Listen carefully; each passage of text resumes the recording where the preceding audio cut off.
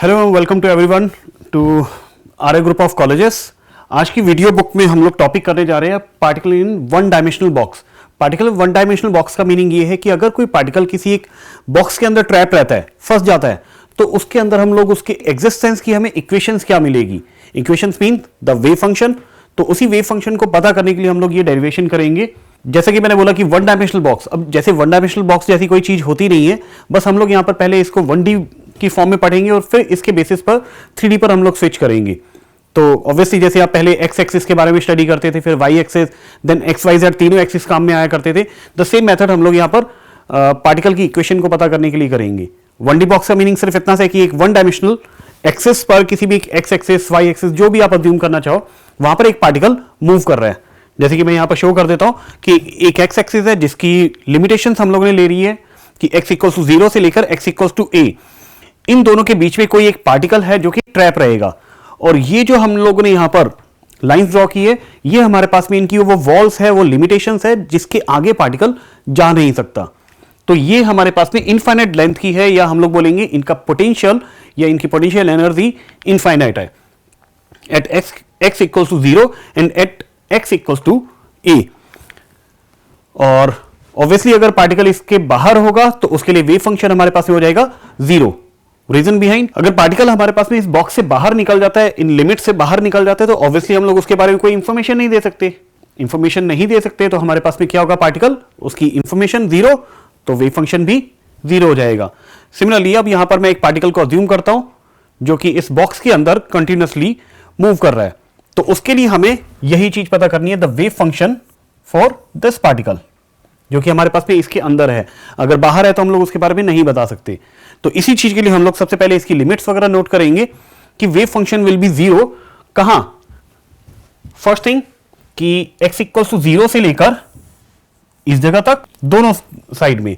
तो यहां पर पार्टिकल हमारे पास में इन दोनों रीजन्स में, इन दोनों एरियाज में वेव फंक्शन 0 शो करेगा। तो इसके लिए हम लोग जैसे क्लास 11th में लिखा करते थे, 11th क्लास मैथमेटिक्स में आप लोगों ने देखा था कुछ इस तरह से लिखा हुआ, that is x is less than और equals to 0 and x is greater than और इक्वल्स टू a।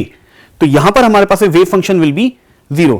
इसी तरह से आपको बता रहे पोटेंशियल कितना होगा।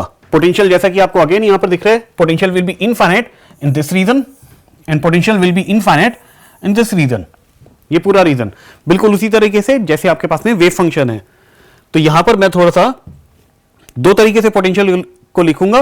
पोटेंशियल 0 कब होगा, जैसे यहां पर वेव फंक्शन के लिए लिखा कि 0 है, वैसे पोटेंशियल के लिए देखेंगे potential will be 0 inside the box. जो आपको ये बॉक्स नजर आ रहा है, इसके अंदर पोटेंशियल 0 है।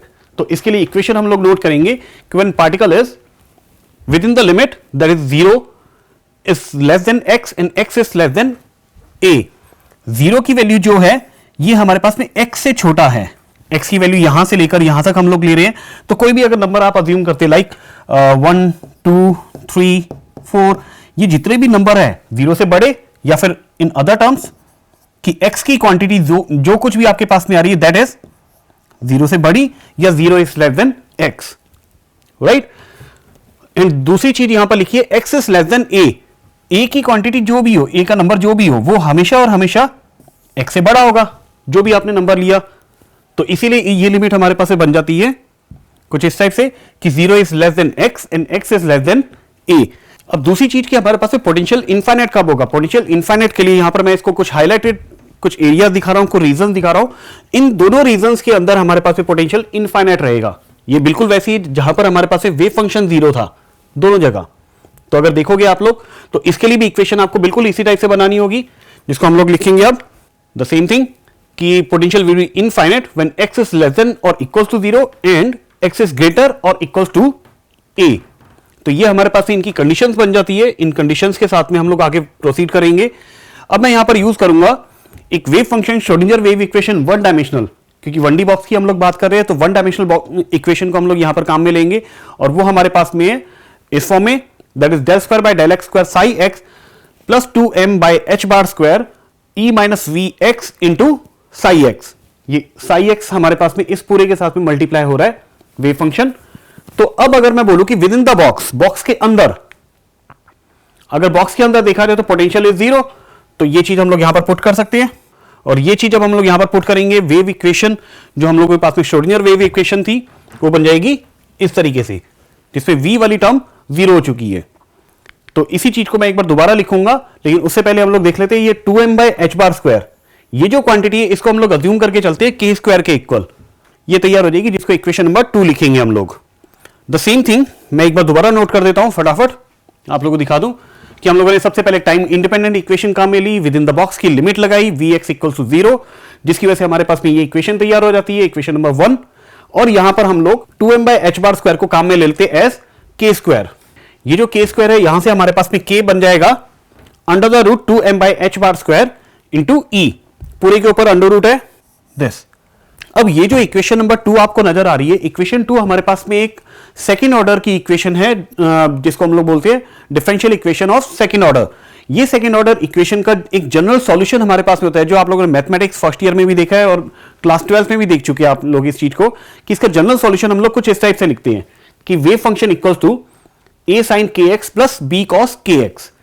ये साई x जिसको मैं यहां पर ले रहा हूं, आप लोगों ने in terms of y and x इनकी टर्म्स में पढ़ा हुआ है। तो y equals to a sin x plus b cos x, इस तरह से आपने पढ़ा हुआ है। लेकिन यहां पर हम लोग क्योंकि kx के साथ में इक्वेशन चल रही है और वेव इक्वेशन हमारे पास में वेरिएबल क्वांटिटी है, इसलिए wave function equals to a sin kx plus b cos kx। इस इक्वेशन को हम लोग सोल्व करेंगे और पहले इसको मार्क कर लेते हैं इक्वेशन नंबर 3। अब यहां पर कैपिटल A और कैपिटल B हमारे पास में कुछ कांस्टेंट्स है, जिनको हम लोग बोलते हैं आर्बिट्रेरी कांस्टेंट्स। ये आर्बिट्रेरी कांस्टेंट्स हमारे पास में, इनकी वैल्यू को हम लोग को डिटरमाइन करना होगा, जिसकी वैल्यू डिटरमाइन करने के लिए मैंने यहां पर जैसे लिखा हुआ है कि we will apply boundary conditions. तो इस चीज को सोल्व करने के लिए हम लोग बाउंड्री कंडीशन लगाएंगे। और बाउंड्री कंडीशन क्या है, ये जो आपको 1D बॉक्स नजर आ रहा है, इसमें x = 0 से लेकर x = a तक, यही हमारी इसकी दो बाउंड्रीज है। पहली boundary x = 0 and second boundary x = a। तो हम लोग क्या करेंगे, यहां पर दोनों बाउंड्रीज अप्लाई करते हैं। तो सबसे पहले हम लोग अप्लाई करते हैं x = 0।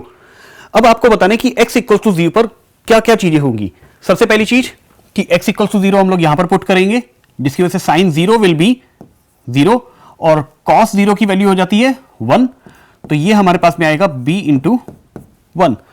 और x = 0 पर वेव फंक्शन कैसा होता है, इस जगह पर हमारे पास है वेव फंक्शन। तो आपको प्रीवियस स्लाइड को देखना पड़ेगा, याद करना पड़ेगा कि यहां पर हमारे पास वेव फंक्शन कितना था, क्योंकि इफ यू डू रिमेंबर मैंने यहां पर बोला था वेव फंक्शन विल बी 0। क्यों? क्योंकि यहां पर पार्टिकल हमारे पास में उस बाउंड्री पर पहुंच चुका है, हमारी जो लिमिट है उससे बाहर निकलने की कंडीशन पर है। तो यहां पर हम लोग पार्टिकल के बारे में कोई इंफॉर्मेशन नहीं दे सकते, दैट्स वाई हम लोग बोलेंगे यहां पर वेव फंक्शन विल बी 0। तो इसी चीज को जब मैं यहां पर अप्लाई करूंगा तो इससे हमारे पास में कुछ इक्वेशन बन जाएगी, दैट इज b = 0, कि जब भी हम लोग इस तरह से पुट करते वैल्यू तो साई = 0 एंड b = 0। अब अगर इसको यहां पर पुट किया जाए इस जगह पर, तो हमारे पास साई x विल बी हो जाएगा a sin kx। अब फर्दर हम लोग इसको आगे सोल्व करेंगे। दूसरी boundary condition x = a apply करेंगे, x की जगह पर a। तो देखिए हमारे पास में क्या आता है, अब x = a पर अगेन हमारे पास में वेव फंक्शन तो हो जाता है 0। तो अगर ये 0 हो गया तो हमारे पास में equation I a sin ka = 0। तो सबसे पहले आप सोल्व करें कि a को दूसरी साइड लेकर जाएंगे, इक्वल टू के 0/a इज 0। तो sin ka इक्वल्स टू आपके पास में आ जाएगा 0 के इक्वल। तो यहां से आप बता सकते हैं ka, जिसको हम लोग कंप्लीटली थीटा बोलेंगे, तो sin थीटा इक्वल्स टू 0। तो थीटा इक्वल्स टू कितना, obviously 0 degree, pi, 2 pi, 3 pi, इस तरह की जितने भी एंगल्स होंगे उन पर आपके पास में साइन की वैल्यू 0 होती है। तो we can say ka equals to n pi, plus minus n pi कर सकते हैं आप लोग। तो k यहां से कितना निकल जाएगा, n पाई ओवर a। तो ये वैल्यू उठाकर मैं यहां पर पुट कर दूंगा एट दिस प्लेस। ओके, तो इक्वेशन हमारे पास में रेडी हो जाती है, psi x equals to a sine n pi by a into x, जिसको हम लोग इक्वेशन नंबर 5 मार्क कर देते हैं। इस इक्वेशन 5 को यूज करते हुए हम लोग आगे वर्क करेंगे। लेकिन वन मोर थिंग कि हम लोग एक काम और करते हैं कि जो हमारे पास में इक्वेशन आई है k² equals to 2m/h² e, और अभी अभी हम लोगों ने k को डिटरमाइन किया, जो चीज अज्यूम की थी उसको हम लोग डिटरमाइन भी कर चुके हैं, that is equals to n pi by a। तो यहां पर हम लोग इन दोनों को कंपेयर करेंगे। कंपेयर मींस कि दोनों को इक्वल कर देंगे, k², इसका भी स्क्वायर, तो k² और k² को इक्वेट कर सकते हैं। तो यहां से आपके पास में इक्वेशन तैयार हो जाएगी कुछ इस टाइप से, 2me/h², कुछ इस तरीके से, कि 2me by H bar square N square pi square by A square. अब यहां से आप क्या करें कि इस e को डिटरमाइन करें, एनर्जी फंक्शन को।